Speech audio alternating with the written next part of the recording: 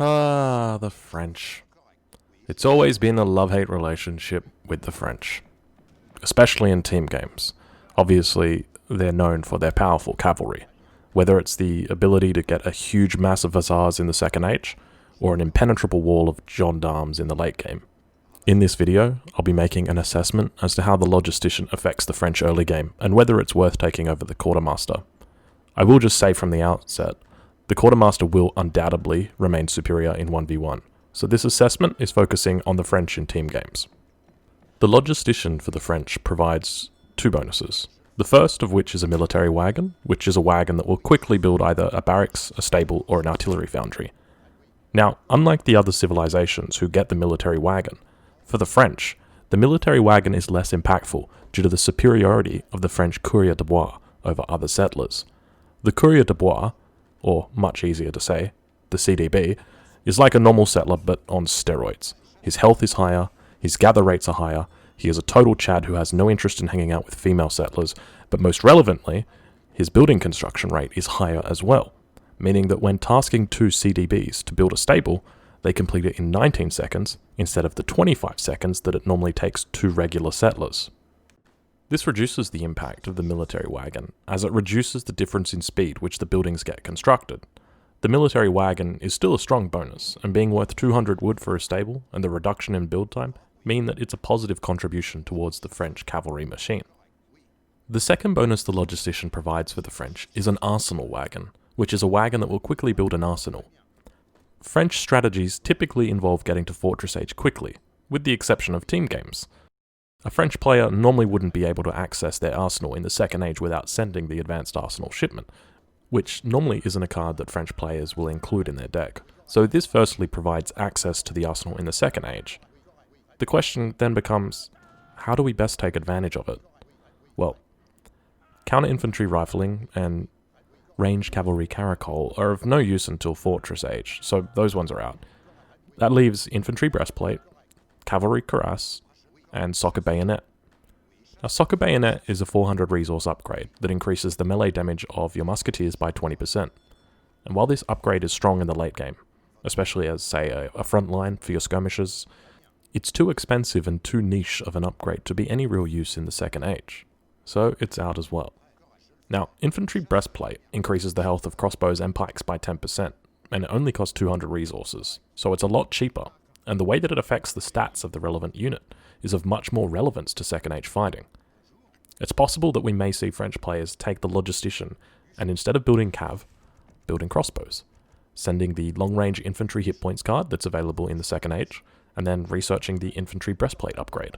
They build up a solid mass, and then eventually, once they reach Fortress Age, they're able to ship their French unique card called Tyrolers, which enables them to transition from a crossbow mass to a skirmisher mass. They've also got a third age infantry card, which allows them to increase the damage of their skirmisher mass. Also, because you've got the arsenal, you can now research counter-infantry rifling, which will give you a bonus of ×3 against heavy infantry instead of ×2. So I can definitely see that there's some synergy to be had in infantry breastplate and the playstyle of the French. Keep in mind though, for a French player who does opt to include these three cards in their deck, it's 3 less cards to use on other things, like upgrades for your economy or for your cuirassiers. Where I see the most light in this arsenal is the cavalry cuirass upgrade. It increases the health of your hussars by 10%. Now, keep in mind, these aren't some Weasley 190 HP Uhlans from Germany.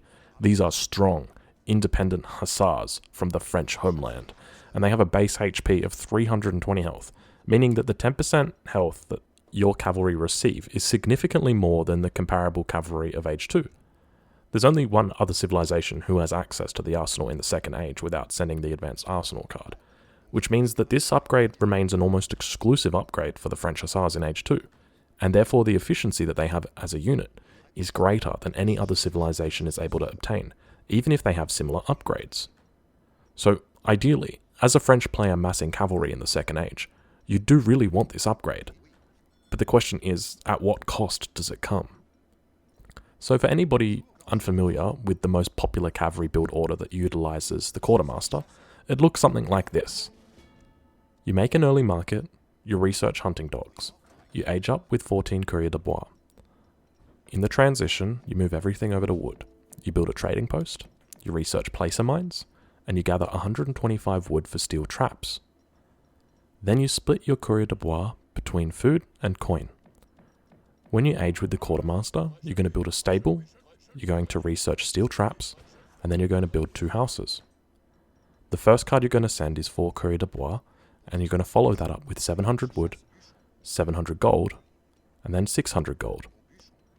Then you're going to send all the remaining resource cards, and eventually the cavalry upgrade cards.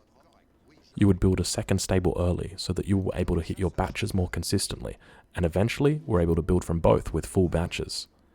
In a regular game, if you were unrated, you were able to mass a huge number of Hussar very quickly. I remember many a game where people gave me question marks in the chat for having so many Hussars. So, can the logistician keep up? Let's find out. So, I went through a lot of testing for this age up politician to determine what the best way to mitigate the tempo loss that you get from not choosing the quartermaster was. So obviously, by taking the 300 gold cavalry cuirass upgrade early, it's a huge risk because you're already behind 400 resources, well, 200 resources because you've got a stable already built, so you're behind 200 wood, and now you're going to be researching an upgrade that's 300 coin that your enemy is going to be spending on Hussars. 300 coin is enough for 4 Hussars, so the earlier that you take it, the larger impact it's going to have on your ability to complete batches. So how do you fit this into your build order without it hurting you? Without taking the quartermaster, you need to come up with an extra 200 wood in the early game.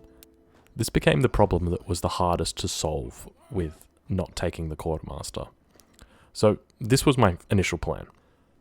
I'll build a market early and research hunting dogs. I'll take a trading post when I'm aging up, and then I'll chop enough wood for steel traps so that when I age up, I can research it immediately.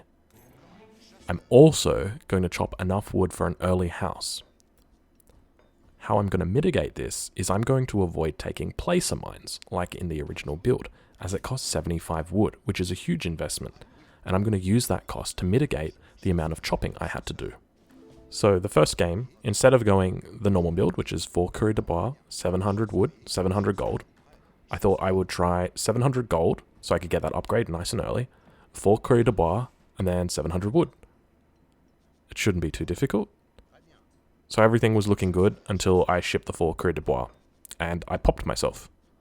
And I realized that I was either going to need to invest more time into chopping wood early game to build another house, or I would just have to delay my 4 Courrier de Bois shipment. So the second game, I tried again. This time, I said what I'm going to do is ship 700 gold, 600 gold, and then 700 wood. But I found that the wood arrived too late and that I missed an entire batch because of it. So the third game, I tried again. I said, okay, I'll do 700 gold, 700 wood. But I found that there was no way that I was able to maintain production by shipping wood that early. So then I identified where I was going wrong. I didn't need to be sending wood from the home city to provide housing for the single stable that was producing Hussar. Sure, I was able to get a trading post and I was able to get up a second stable, but I was losing a lot of production as a result.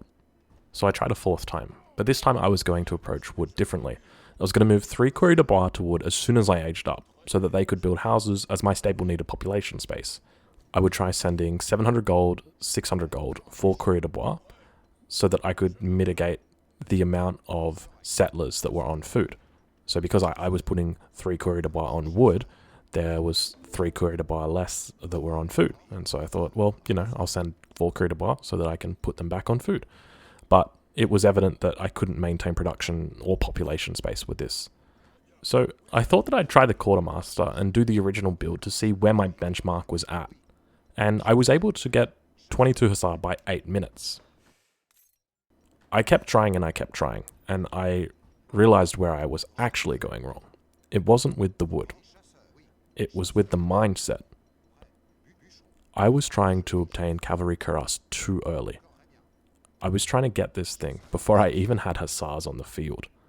It just doesn't make sense. Ideally, for cavalry cuirass to have an impact, you're going to need at least 10 Hussars.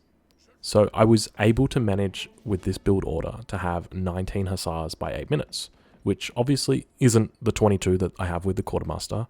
However, I was able to keep my tempo up. I could hit 28 hussars at 9 minutes, and I had the cavalry cuirass upgrade. So, what was the build that worked? Surprisingly, you don't need to reinvent the wheel. All you need to do is make some minor adjustments and you're able to accommodate this politician. I took an early market, I got hunting dogs. After I aged up with 14 courrier de bois, I built a trading post. I then researched placer mines at the market and chopped enough wood for steel traps so that when I aged up, I could research it. Where I variated was by building a house while I was still in transition. When I reached the second age, I immediately researched steel traps and shipped 4 courrier de bois. When my 4 courrier de bois arrived, I had enough experience to ship 700 gold.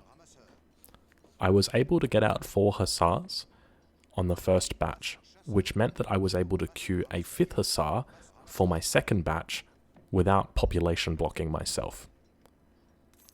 As soon as I start building the first hussar, I immediately shifted villagers to wood so that I'd have enough wood to build a house just in time for the hussar batch to finish.